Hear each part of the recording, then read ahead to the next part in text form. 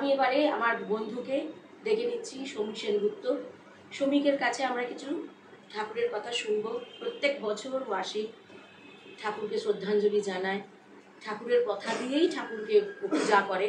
যখন প্রথম বিশ্বযুদ্ধে পৃথিবী দীর্ণ হয়ে আছে, তখন এই রোমারোলা, যিনি তার আগেই নোবেল পুরস্কার পেয়ে গেছেন এবং সাহিত্যের ক্ষেত্রে উজ্জ্বল নক্ষত্র, সকলে চেনেন, টলস্টয় থেকে শুরু করে রদা বা আরো যারা ছিলেন তাদের সঙ্গে তার সখ্যতা, কিন্তু তিনি তার এর থেকে তার জীবন জিজ্ঞাসা তিনি পাচ্ছেন না যে কি করা উচিত। এবং 1929 সালে তার সঙ্গে প্রথম রবীন্দ্রনাথ ঠাকুরের দেখা হয়, যার সম্পর্কে তিনি প্রাচ্যের আলো তার উপরে এসে পড়ে।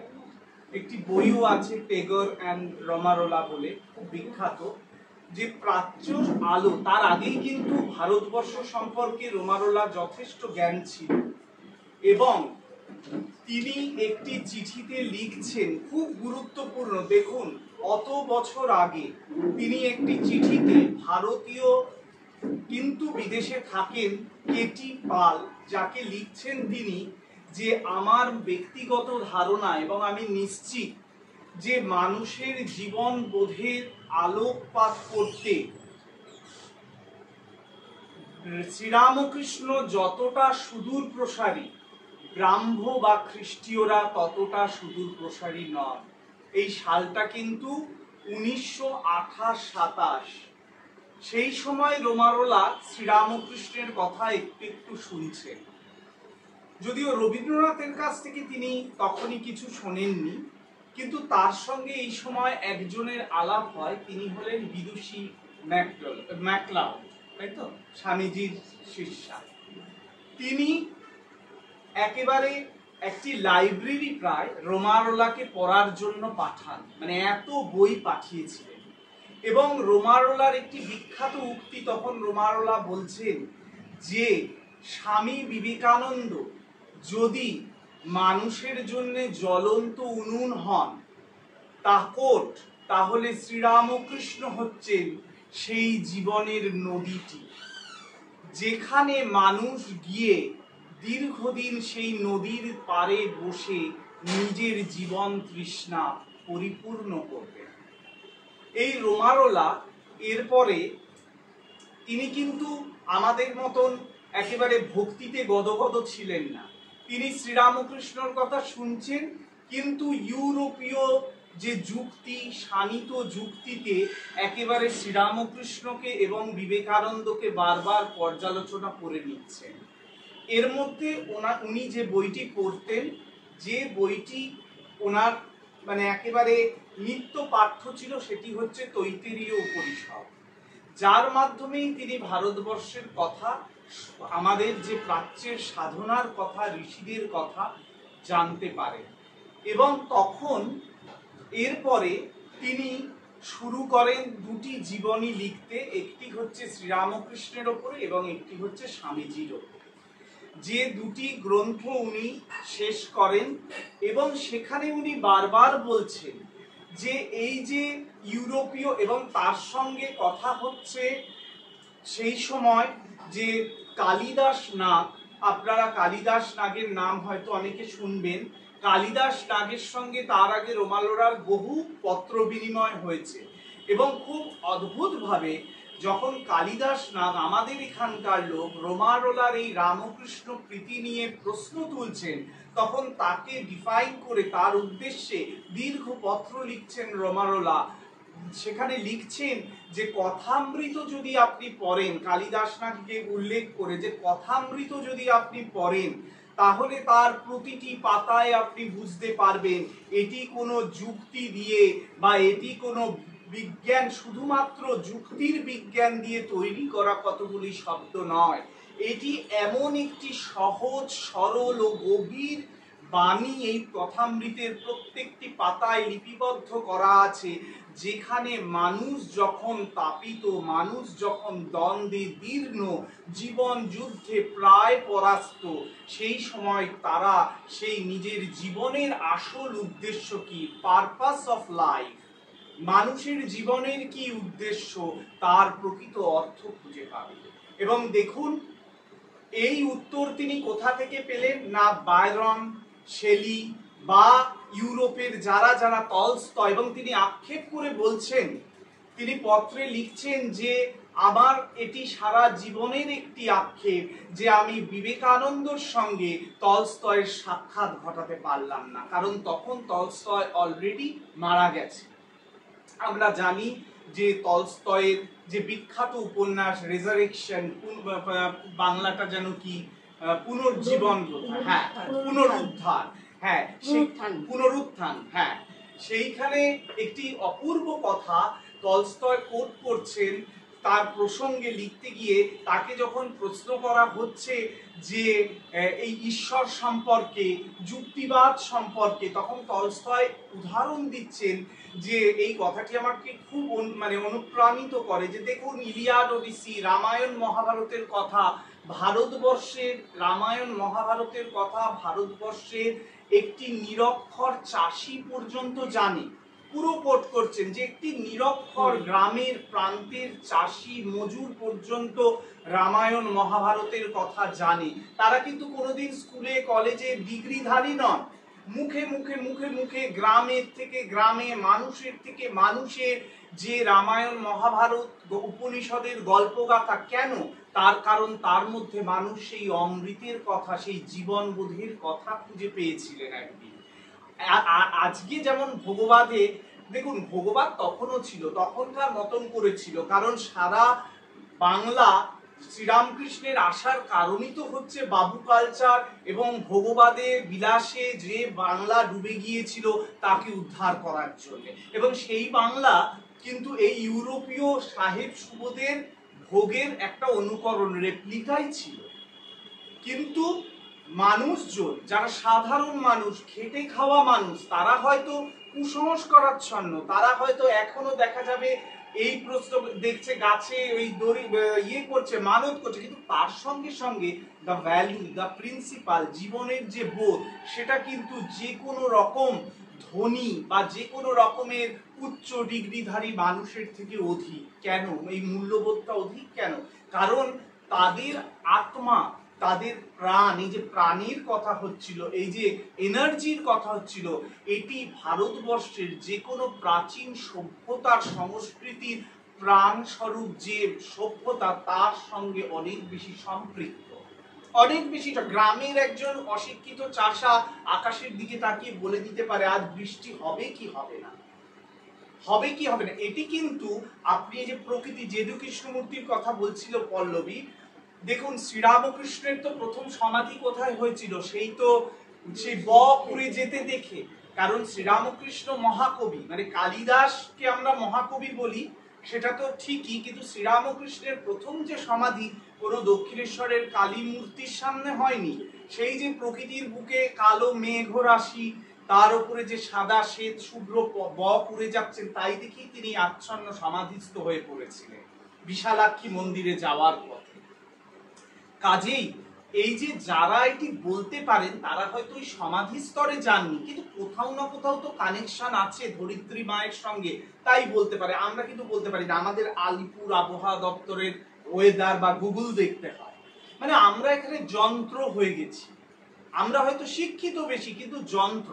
এবং এই যে এটি হচ্ছে যে কোনো রকম, দেখুন জীবনই সাধনা, তাহলে সেটিকে আপনি যত কনভেনশনাল, যত ওই বইয়ের মধ্যে, পুঁথির মধ্যে প্রতিদিন কথামৃত পড়তে বলেছেন, প্রতিদিন কথামৃত পড়ছি, কিন্তু এই যে কথামৃতের যে এই যে রোমারোলা বুঝেছিলেন যে কথামৃতের কথা শুধুমাত্র কোনো যুক্তি বা পাণ্ডিত্যপূর্ণ রচনা নয়, এর মধ্যে সেই সনাতনের প্রাণ লুকিয়ে আছে, যে প্রাণ এই দিশাহীন সমগ্র ইউরোপবাসীকে, উনি ইউরোপ বলছেন কিন্তু সমগ্র জগৎকে একটি নব সঞ্চার, নব প্রাণে সঞ্চারিত করতে পারে। আর একই জিজ্ঞাসা নিয়ে ভারতবর্ষে এই মহেন্দ্রনাথ গুপ্ত সেই আত্মহত্যা করতে গিয়েছিলেন, ভেবেছিলেন একটা সময় জীবনের এমন যে ভেবেছিলেন যে আত্মহত্যা করবেন। তিনিও তো শিক্ষিত, ফিলোসফি এবং ইংলিশ লিটারেচারের লোক, তিনি, তার কাছে ধারণা ছিল যেমন আমাদের ধারণা থাকে সাধু মানে ওই বাকছালার ছাই পরে বসে থাকবে, গঞ্জিকা সেবন করবে, আর না হলে ওই এলিট ব্রাহ্ম যারা, হ্যাঁ, যারা ধরুন সেই উপনিষদের কথা বলুন বা সেই ব্রাহ্মরা যেমন হয় সেই সব আলোচনা। কিন্তু এর মাঝে উনি পড়ে গেলেন কোন এক আরামবাগ বা কোন এক কামারপুকুর, সেখানকার এক খাটো ধুতি পরা বামুন, হ্যাঁ, যে কিনা যার কাছে তিনি গেলেন আর তাকে তিনি ওই রানী রাসমণিকে তিনি চড় মেরেছিলেন। আমি বলি ওইটা একটা প্রতীক মাত্র, তিনি এখনো কিন্তু আমাদেরকেও অলক্ষ্যে একটি করে চড় মারেন মাঝে মাঝে, আমরা বুঝতে পারি না হয়তো। খুব সেন্সিটিভ যারা, যারা সারাক্ষণ ইনটক্সিকেটেড থাকে শ্রীরামকৃষ্ণ বা ভগবত পথে, তারা বুঝতে পারে তার চরটি কেমন।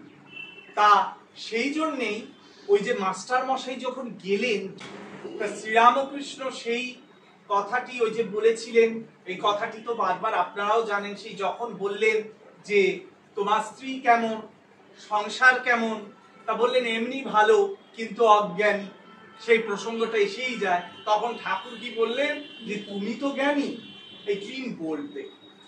আর পাশাপাশি আর একজন যে কিনা বলছেন যে আমি এমন কোনো পাপ নেই যে পাপ আমি করিনি, দ্য ফুল কনফিডেন্স, এরকম গুরুর প্রতি নির্ভরতা, এরকম গুরুর প্রতি ভালোবাসা, যে এই গিরিশচন্দ্র ঘোষ জন্মেই ছিলেন হয়তো এই আমাদের প্রতিনিধিত্ব করবেন বলে। হ্যাঁ, কিন্তু একটাই তফাৎ, এবং সেটা খুব সূক্ষ্ম গভীর তফাৎ, যে গিরিশচন্দ্র ঘোষ বুঝেছিলেন যে তিনি কি কি অন্যায় করেছিলেন এবং তিনি যে পরশ পাথরের সামনে এসে পড়েছেন, এবার যে তার জীবন মিরাকেল হয়ে যাবে এর প্রতি তার কোনো কনফিউশন ছিল না। এইটি খুব গুরুত্বপূর্ণ, যে মন মুখ তখনই এক হবে।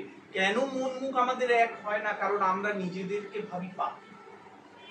অন্যায় কে না করেছে? প্রত্যেকেই কিছু না কিছু ভুল করেছে। শুধু ভগবান বলে যদি কেউ থাকে, কারণ এই মুহূর্তে মানে আমি জানি না যে যেভাবে ভগবান বলে আমরা শৈশব থেকে মানে বুঝে এসেছি বা জেনে এসেছি বা শিখে এসেছি, সেই ভগবানের প্রতি আমি সত্যি কথা বলতে খুব আর আস্থাশীল নই। কিন্তু যদি মানুষের কোনো বোধ থেকে থাকে, শুভ বোধ পৃথিবীতে থেকে থাকে, যেগুলি ওই যে একটি কাক একটু একটু করে নুড়ি ফেলতে ফেলতে একদিন জলটা উপরের দিকে উঠলো এবং কানায় কানায় পুরো শ্রীরামকৃষ্ণর কাজ নিয়ে, শ্রীরামকৃষ্ণর কথা নিয়ে, এই যে বলে গীতার ক্ষেত্রে যেটি ভগবানের মুখ নিঃসৃত বাণী, এটি কোনো সাধারণ কারোর লেখা নয়, তা কথামৃত অনুরূপ। কথামৃত সেটি হচ্ছে যে ঠাকুর এসেছিলেন, তার মুখনিসৃত, মাস্টার মশাই শুধু লিপিবদ্ধ টাইপ রাইটার, শ্রীম আর কিছু নন, কিন্তু শ্রীম টাইপ রাইটার। আজকাল কথামৃতর ব্যস্ত আমরা, আমাদের সুবিধের জন্যই করেছে মঠ কথামৃতে বিশেষ বিশেষ জায়গাগুলো লাল করে দিয়েছে না, যে মানে এই জায়গাগুলোই পড়বে। ব্যস্ত হয়ে গেছি যে হয়তো তার জন্য করেছেন তারা একটি রিসার্চের মাধ্যমে। কিন্তু আমার কথা হচ্ছে কতটা আপনি করতে পারলেন তা নয়। আর আরেকটি কথা, এই আজকেই ভাবছিলাম যে আমরা ধ্যান করি, হ্যাঁ, আমরা ধ্যান করতে বসলেই চোখ বুজে যায় আমাদের। কেন চোখ বুজে যায়? কিন্তু যদি চোখ চেয়ে ধ্যান করি, যদি ওই যে তুমি চেয়ে থাকো আমার পানে, রবীন্দ্রনাথের গান আছে, যদি সারাদিন তার দিকে চেয়ে থাকতে পারেন, একদিন যদি একটা অভ্যাস করতে পারেন আজকে শ্রীরামকৃষ্ণর দিকে, যার যাকে ভালো লাগে শ্রীরামকৃষ্ণর দিকে, এত জগতের গু গোবরের দিকে তো সারাক্ষণ চেয়েই আছি আমরা, কিন্তু যদি শ্রীরামকৃষ্ণের দিকে একদিনের একটা লেসন, আজকে যেখানেই যাবো ঠাকুর তোমার একটা ছোট্ট ছবি, মা বলেছিলেন কিন্তু যে তোমার কাছে ঠাকুরের একটা ছবি রাখবে। হ্যাঁ, যদি সারা দিন একটু একটু করে মাঝে মাঝে, মোবাইলেও আছে এখন, ঠাকুরকে দেখবেন ওই ধ্যানে বসে যখন সাধারণত বলছি আমি, মনের সব বাসনা কামনাগুলো জুড়ে আসবে না, কারণ ঠাকুরের দিকে আপনি চেয়ে আছেন। এটির একটি সুবর্ণ সুযোগ হচ্ছে যখন আমি পরশমণির কাছাকাছি থাকার চেষ্টা করব বা থাকব, তখন আমার মধ্যে যতই কালিমা থাকুক সেটি রূপান্তরিত হয়ে যাবে। এই যে শিবরাত্রি গেল, শিবকে পশুপতি, ওই যে বলছিল পশুপতি কেন, তিনি পশু ঘিরে থাকেন বলে নন, তার এই যে আজ্ঞার চক্রে আমাদের যে পশু বৃত্তিগুলো সেগুলো ট্রান্সফরমেশন, রূপান্তর হয়ে যাচ্ছে তার কাছে, তাই তো তিনি পশুপতি। সেই বালক বয়সে শিব সেজেছিলেন ঠাকুর। তা এরপর রোমারোলার আরেকটু কথা বলি, আমাকে একটু রোমারোলার আরেকটু কথা বলি, সেটি হচ্ছে যে এর মধ্যে রোমারোলার সঙ্গে ম্যাক্স মুলারের পরিচয় ঘটে এবং ম্যাক্স মুলার তখন কিন্তু অলরেডি লিখছেন না। তার আগে একটি কথা বলি, এটি মিস হয়ে গেছে, কিভাবে রোমারোলা শ্রীরামকৃষ্ণ সম্পর্কে জানলেন। ঘনগোপাল মুখোপাধ্যায়, আপনারা নাম শুনেছেন কিনা, তার একটি বিখ্যাত বই আছে যে বইটি প্রায় আমাদের দেশে ব্যান্ড। তিনি প্রথম শ্রীরামকৃষ্ণের উপর ইংরেজি বইটি লেখেন, হ্যাঁ, দ্য ইস্ট ফেস, এরকম মানে পূর্বের মুখ শ্রীরামকৃষ্ণ। তিনি তার 10 বছর বাদে আত্মহত্যা করেন। তিনি লন্ডন নিবাসী, আমেরিকায় ছিলেন, তারপর ইউরোপে এসে লন্ডনে থাকতেন। যে বইটি কোনো অজ্ঞাত কারণে আমাদের দেশে ব্যান্ড, কিন্তু ওইটি রোমারোলা বলছে আমার জীবনে যদি আমূল পরিবর্তন ঘটায় কিছু এবং শ্রীরামকৃষ্ণ সম্পর্কে এই পরবর্তীকালে আমার যে ধ্যান ধারণা চৈতন্য সবকিছু যা আকর আমি ওই বইটির থেকেই পেয়েছি। এই বইটি আর হচ্ছে এরপরে ম্যাক্স মুলারের যে লেখা শ্রীরামকৃষ্ণের ওপরে সেই বইটি লেখেন এবং রোমারোলার যে শ্রীরামকৃষ্ণ এবং বিবেকানন্দের জীবনী দুটি, সেই দুটি এখনো, যেটা একদম তিনি লিখেছিলেন প্রথম এডিশন, যুগোস্লাভিয়া একটি বিশ্ববিদ্যালয়ের লাইব্রেরিতে রক্ষিত আছে, যেটি আমাদের চেতনানন্দজি রেফারেন্সেও আমরা পাই। আর চিন্ময় গুহও এটা বারবার লিখেছেন, কোট করেছেন। আর তা যাই হোক, এবার রোমারোলা যখন ভালো লাগুক আর না লাগুক যেটা ইতিহাস, এই দুটি জীবনী লিখলেন এবং ইতালিতে গেলেন। দ্বিতীয়বার ইটালিতে রবীন্দ্রনাথের সঙ্গে রোমারোলার সাক্ষাৎকার ঘটছে এবং দুজনেই তখন যুদ্ধ বিধ্বস্ত ইটালির অবস্থা দেখে একদম ভয়ার্ত, কি হবে আগামী পৃথিবী। তার মধ্যে কিন্তু এই বই দুটি বেরিয়ে গেছে, ম্যাক্স মুলার থেকে শুরু করে বিদেশি পণ্ডিতদের কাছে যথেষ্টভাবে রোমারোলা সমাদৃত, কিন্তু রবীন্দ্রনাথ কি অজ্ঞাত কারণে বই দুটি সম্পর্কে সম্পূর্ণ অজ্ঞাত থাকলেন, একটি বর্ণ তিনি বললেন না। রোমারোলার পত্রের একটি উত্তরও তিনি দিলেন না, শুধু উনি একটি উত্তরই দিয়েছিলেন যেটিতে রোমারোলা তার ওই বইতে কালীকে নিয়ে লিখেছিলেন। তার মধ্যে সিস্টার নিবেদিতার সঙ্গেও সাক্ষাৎ হয়, তখনও সিস্টার নিবেদিতা হয়নি, সেটিকে খুব নিন্দাসূচকভাবে রবীন্দ্রনাথ তাকে তিরস্কার করেন। যাই হোক, প্রত্যেকেরই দর্শন, তাতে রবীন্দ্রনাথও ছোট হলো না। আমাদের দেশের একটি ধরন আছে, আমরা তো সবসময় মূর্তি পূজায় বিশ্বাসী, কাজে আমরা একটা কিছু, আমি শ্রীরামকৃষ্ণকে ভালোবাসি, রবীন্দ্রনাথ কি বলছে আমি লেগে গেলাম তার বাপ বাপান্ত করতে, না। সে যে জায়গায় যা, জীবন বোধের আকর ভিন্ন হতে পারে, আসল এক জায়গায় গিয়ে সবই মিলবে, কিন্তু এটি ঐতিহাসিক দলিল।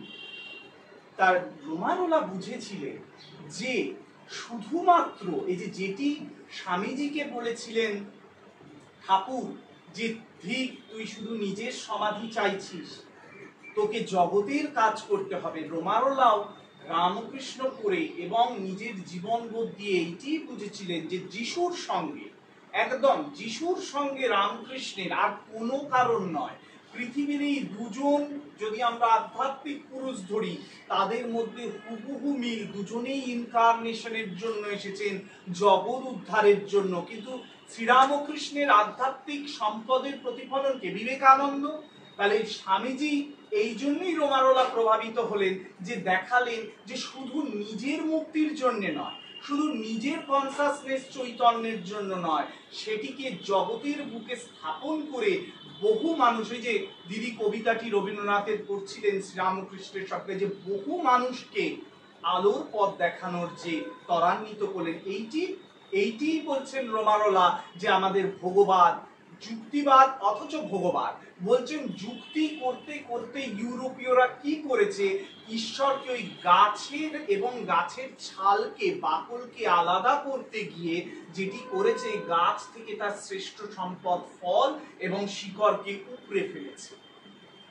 কিন্তু শ্রীরামকৃষ্ণ সেই জীবন নদী, যিনি তার সংস্কৃতি, তার রুটে স্বমহিমায় ফিরে আসছেন বারবার, কিন্তু অনন্তে তার বিচরণ।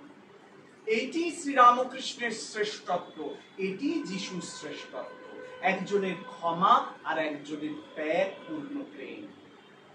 একই ক্ষমাও আপনি তখন করতে পারবেন না যতক্ষণ না আপনি প্রেমে পরিপূর্ণ হবেন। সেই যে ওই যিশু বারবার দেখিয়েছেন, যেমন ভাবে ঠাকুর দেখিয়েছেন, সেই গিরিশচন্দ্র ঘোষ, তার আগে থিয়েটার যারা করতেন, আপনারা সকলে জানেন যে থিয়েটার যারা করতেন তাদেরকে কি বলা হতো, পতিতা। সমাজের চোখে তারা একেবারে নিন্দনীয়। সেই চৈতন্য লীলা দেখতে গেলেন ঠাকুর, এবং দেখতে গিয়ে কি বলছেন, সেই নটি বিনোদিনীকে উদ্ধার করছেন। দেখুন, সেই বলছেন যে যে এরকম চৈতন্য লীলা করতে পারে, এরকম চৈতন্য ইয়ে করতে পারে, তার মুক্তি অবশ্যম্ভাবী, যেটি কোট করেছিলেন।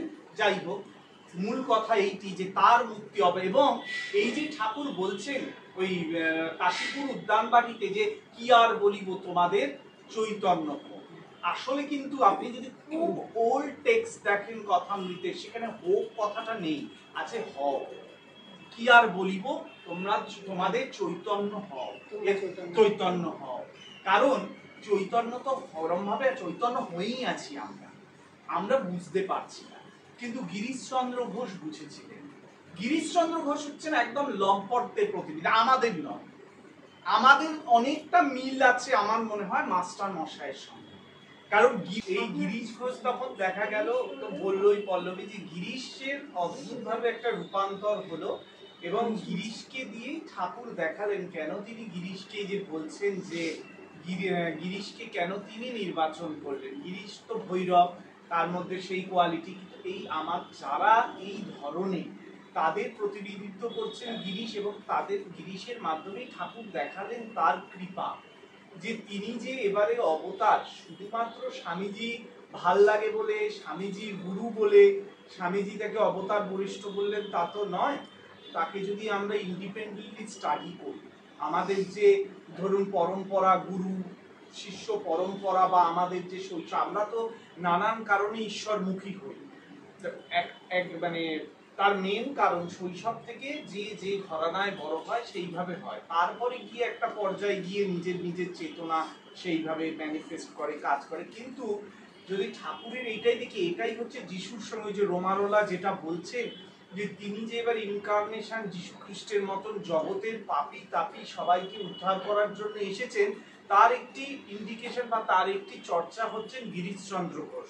মানে তিনি কলকাতার বুকে এত তার ভক্ত, এত কেশব সেন। এবং আরেকটি কথা যেটি বলার, যে রোমারোলা বলছেন, এই কথাটি আমি পড়তে গিয়ে এই এক মাস ধরে এটি পড়ছি, বলছেন যে কোথায় তার ইউনিক লেগেছিল। ওই ধনগোপাল মুখোপাধ্যায়ের বইটি পড়তে গিয়ে বলছেন যে কেশব সেন মৃত্যু শয্যায়, রোগে মানে জরাজীর্ণ, আমরা জানি কেশবের মৃত্যু শয্যায় শ্রীরামকৃষ্ণ আছেন উপস্থিত, এবং কেশব ধীরে ধীরে মৃত্যুর কোলে ঢলে পড়ছেন। একবারের জন্য শ্রীরামকৃষ্ণর মুখে কোনো চেঞ্জ হচ্ছে না। ধর্মপাল মুখোপাধ্যায় লিখছে, বলছেন এক যেন আলোর মায়ার প্রশান্তি শ্রীরামকৃষ্ণর মুখে খেলে গেল, যেন মনে হচ্ছে, তিনি লিখছেন যে কেশব যেন তারই ছিলেন, এবার এই মাইক এই জাগতিক শরীর ছেড়ে তার কাছে সেই আত্মা পরমাত্মা, তার জিনিস তার কাছে মিলে গেল। বলছে এই যে এইটি যখন তিনি পড়ছেন, এইটি তিনি বলছেন একমাত্র তিনি যিশুর মধ্যে, যে এত পাশ্চাত্যের তাবর তাবর নোবেল লরিয়েট, সায়েন্টিস্ট, শিল্পী, এমনকি সেই মাইকেল এঞ্জেলো, রদা, তাদের সঙ্গে তার সখ্যতা, তাদের জীবনীকার রোমারোলা বলছেন যে আমি তাদের এই জীবন চর্চার কোথাও এই আলোর দিশা পাই।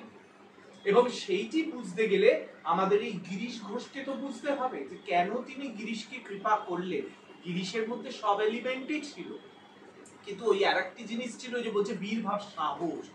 যে ওই যে বলছেন না, যে রোমারোলা প্রথমেই বলছেন যে আমি পুরো ইউরোপবাসীকে বলছেন আমি তোমাদেরকে কোনো জীবনের কথা বলতে গিয়ে একটি মৃত্যুর মুখে, একটি ঝঞ্ঝাপূর্ণ গভীর সমুদ্রের মুখে দাঁড় করাবো, যেখানে দাঁড়ালে তোমরা বুঝবে যে আসলে জীবনের মানে কি। সেই গিরিশকে দেখলে, গিরিশের কৃপা, গিরিশ ঠাকুর যে গিরিশকে অহেতুকী কৃপা করছেন এবং তার পরবর্তীকালে আরো গিরিশের এই যে রূপান্তর, যেটি প্রকাশ মা দেখিয়ে দিচ্ছে যে গিরিশের জন্য মাও সদা কৃপাময়ী, এবং গিরিশও বারে বারে মাকে বলছেন, যে মায়ের কথা বারবার বলছেন, এইটি এই কারণেই সম্ভব হয়েছে যে এইগুলিকে যদি আপনি মিলিয়ে দেখেন যে সেই কুরুক্ষেত্রে ফিরে যেতে হবে, যে জীবনের আসল উদ্দেশ্য সফল হতে, চিনতে, জীবনের সমস্যা বা জীবনের উদ্দেশ্য অর্থ বুঝতে গেলে ওই কোনো মন্দির, যে একটু আগে বলছিল যে মন্দির, মসজিদ, গুরুদুয়ারা, আপনার এসি রুম, আপনার নিরাপদ রুম, ওতে হবে না। আপনাকে ওই সব কিছু ছেড়ে বেরোতে হবে। এবং যেখানে ওই আবার রবীন্দ্রনাথের একটি কথা আছে, ঈশ্বর সম্পর্কে বলুন, জীবন দেবতা সম্পর্কে যে কথাটি আমার মানে একদম মনে জ্ঞাথা আছে, যে তাকে ভালোবাসি তাই তাকে স্পর্ধা করি কি অস্বীকার করা। মানে এই যে চ্যালেঞ্জটা, এই যে কনভেনশনাল, যে বাপ মা ভালোবাসতো, বাবা মা বৈষ্ণব বলে আমি বৈষ্ণব, শ্রীরামকৃষ্ণের মতো এখন প্রায় ওরকমই হয়ে যাচ্ছে। হ্যাঁ, যে ছোটবেলা থেকে বাড়িতে দেখেছি, মানে আমি আমার বাড়ির কথাই বলছি, অন্যের বাড়ি নয়। হ্যাঁ, সেই কিন্তু আমি বিশ্বাসের উল্টোই অবিশ্বাস নয়, বিশ্বাসের উল্টো হচ্ছে নিজেকে আবিষ্কার করা, যে আমি কেন বিশ্বাস করব, তাহলে এর মধ্যে কি আছে, নিজেকে এক্সপ্লোর করা, নিজেকে বারে বারে ঝনঝন করে দেখা। ওই যে সেই টাকা জমাই একটা একটা করে, আর মাঝে মাঝে ছোটবেলায় দেখতাম যে ভরেছে কিনা। হ্যাঁ, সে আমার খুব নেশা ছিল, তাহলে ওই আমাদের ওখানে চৈত্র মাসে মেলা হতো, ওই ঠাকুরের, গোপালের বা এর মূর্তি কিনবো। হ্যাঁ, ছোটবেলায় এত ভরে গেছে, তারপর সেগুলো আবার কোথায় চলে গেছে, এরকম এখন আর কিছুই নেই। কথা হচ্ছে নিজেকে এক্সপ্লোর করা, আবিষ্কার করা। গিরিশ হচ্ছে আমাদের কাছে সেই নিদর্শন। আর মাস্টার মশাই এদের মধ্যে ব্যালেন্স, যে মাস্টার মশাই জীবনের অনেক জিজ্ঞাসা নিয়ে আছেন, যিনি গিরিশের থেকে অনেক বেশি নিরাপদ, আবার রোমা রোলার মতন এসোনা যার মধ্যে নেই সেই অর্থে, কিন্তু যিনি জীবনে ওই ইউরোপীয় শিক্ষার শিক্ষিত এবং জীবনের প্রতি, সংসারের প্রতি সংসারী হয়েও হতাশ, ভাবছেন এই জীবন রেখে আমি কি করব, আমাদের প্রায়শই হয়তো অনেকের মনে হয়। হ্যাঁ, তিনি যাচ্ছেন শ্রীরামকৃষ্ণর কাছে, বা শ্রীরামকৃষ্ণ তাকে টানছেন, তিনি গিয়ে দেখছেন অবতার শুনেছেন, এর তো অবতারের কোনো লক্ষণই নেই, এর তো অবতারের কোনো লক্ষণই নেই। এ ছোকরাদের সঙ্গে বসে ফষ্টি নষ্টি করছে, আবার গোপালের মায়ের কাছে ডাঁটা চচ্চড়ি খেতে চাইছে। হ্যাঁ, আবার পঞ্চবটিতে কেউ যদি ঘুরতে গিয়ে ছাতা ফেলে আসে, তাকে বলছে বাপু ছাতাটা নিয়ে এসো। কিন্তু যেই বলছেন ওই জ্ঞান আর অজ্ঞানের কথা, তিনি যেন সমাধিস্থ সেই চিন্ময় পুরুষ, যার দিব্য স্পর্শে, যার ক্ষণিকের চাহনিতে ওই অবাক মানস গোচর এই জগৎ সংসার কোথা থেকে কোথায় রূপান্তর। সেই কারণেই এই জীবনগুলো বারে বারে আলোচনা করা, যে এই জীবনগুলোর আলোকে নিজেদেরকে দেখলে, এই শ্রীরামকৃষ্ণ নামক সূর্যের কাছে নিজেকে যদি এতটুকু চাইতে পারি, সূর্য প্রণাম করি তো আমরা, তা ওই শ্রীরামকৃষ্ণ আর কিছু নয়, একটি জ্যোতিস্বরূপ। কাজে তার কাছে যদি আমরা তার পাশে যারা আছেন তাদের জীবন যদি আমরা দেখতে পারি, তাতে যদি আমরা আলোকপাত করি, তাহলে রোমারোলার কোনো দরকার ছিল না। এই নিয়ে তিনি যথেষ্ট বিদেশে চ্যালেঞ্জের মুখে পড়েছেন, কিন্তু আবার অদ্ভুত ভাবে বলছেন 1929 সালে যখন শ্রীরামকৃষ্ণের জীবনে লিখলাম, ভেবেছিলাম যে বোধহয় বহু তিরস্কার, বহু চ্যালেঞ্জের, বিরোধাভাসের ইয়েতে হতে হবে, কিন্তু অদ্ভুত ভাবে শ্রীরামকৃষ্ণই বোধহয় এই মিরাকেলটি ঘটালেন। উল্টে তো কোনো তিরস্কার, কোনো বিরোধাভাস এলোই না, দিনে দিনে এই জীবনী সমাদৃত হতে লাগলো। কাজেই আজকের এই পূর্ণ দিনে সেই একটি প্রার্থনা, আর কোনো প্রার্থনা নেই, যে কোথা তুমি খুঁজিছ ঈশ্বর, জীবে প্রেম করে যেই জল, সেই জল সেবিছে ঈশ্বর। স্বামীজি বুঝেছিলেন আসলে ওই ঈশ্বরের বাণী বা ঈশ্বরের কাজ কাদের মধ্যে করতে হবে, কি পুজোটা আসলে কি। হ্যাঁ, আসলে জীবনের পুজোটাই পুজো, যে কারণে রোমারোলা বলছেন যে এই পৃথিবীকে, এই ইউরোপকে, এই জগৎকে উদ্ধার করার জন্য, শ্রীরামকৃষ্ণের বাণীকে ঘরে ঘরে পৌঁছে দেওয়ার জন্য বিবেকানন্দ নিজের জীবনকে উৎসর্গ করে দিলেন, সাড়ে খারে দিলেন। কাজেই ওই আবার এখন একটা ফ্যাশন হয়ে গেছে যে সমাজ সেবা করতে হবে, হ্যাঁ, ওটা যেন আমাদের ফ্যাশন না হয়। হ্যাঁ, আমি কিন্তু অত বেশি সমাজ সেবায় আগ্রহী নই। আমি একটা কথা বলছি, সমাজ সেবা করুন, খুবই ভালো। মা বলেছেন যার আছে সে মা জপ মাপো বা জপ, এবার বুঝে নি কি, অত কোর্স সবসময় মনে থাকে না। কিন্তু কথা হচ্ছে যেটা, এই যে কোনো কিছুই যেন আপনার বন্ধনের কারণ না হয়। তাই অনেক গুরুগম্ভীর আলোচনা তো হয়ে গেল, সবই শেষ হলো। বুঝতেই পারলেন এই চর্চা আমরা প্রতিদিনই আমাদের ওই গ্রুপগুলোতে করি, এবং আপনারা এখানে যারা আছেন প্রত্যেকে আমার থেকে ভালো জানেন। শেষে একটা কথা বলি, ঠাকুর বলেছেন যতক্ষণ পাতে লুচির গন্ধ বেরোচ্ছে, যতক্ষণ পাতে লুচি না পড়ছে আওয়াজ, লুচি পড়লে আওয়াজ বন্ধ, তাই তো? কাজেই আসল কথা হচ্ছে যেটা, সেটা হচ্ছে যে আমরা এই যে ওই আবার শেষ করার জন্য বলি, এই বিষয়গুলি আমরা বারবার যত দেখব, ঠাকুরের কাছে এসে যারা যারা আলোকিত হয়েছে এবং সেই আলোর উদ্ভাস জগতে ছড়িয়ে দিয়েছে, তখন তখন এর মধ্যেই কিন্তু তাদের যে যে কোশ্চেনগুলো, কোয়ারিগুলো, তাদের যে যে সাফারিংগুলো, তাদের যে যে চলাগুলো, সাধনাগুলো, কিছু না কিছু মিল আমাদের প্রত্যেকেরই আছে। কারণ এগুলো কিন্তু ইটারনাল। যেমন শাশ্বত ঈশ্বর বা শাশ্বত যেমন চৈতন্য, তেমন সাফারিংও কিন্তু শাশ্বত, নতুন করে কিছু আর তৈরি হচ্ছে না, যা আছে এর মধ্যেই আছে। এই জীবনটা একটা খবরের কাগজের মতন, কিন্তু কারণ কারণ কোনোটা আছে কোনোটা নেই। কাজেই আমরা তার আলোকে আলোকিত হয়ে আগামী দিনে সেই তার যে আশীর্বাদ তিনি যেটা করেছিলেন বছরের প্রথম দিন, যে তোমাদের চৈতন্য হোক, আমরা নিজের ঠাকুরের কাছে প্রার্থনা করি, যার যার নিজের প্রার্থনা, যে আমাদের সকলকেই তিনি চৈতন্য দান করুন, আমাদের সেই তমসা থেকে জ্যোতির দিকে দিয়ে যান। সকলে ভালো থাকবেন। জয় ঠাকুর।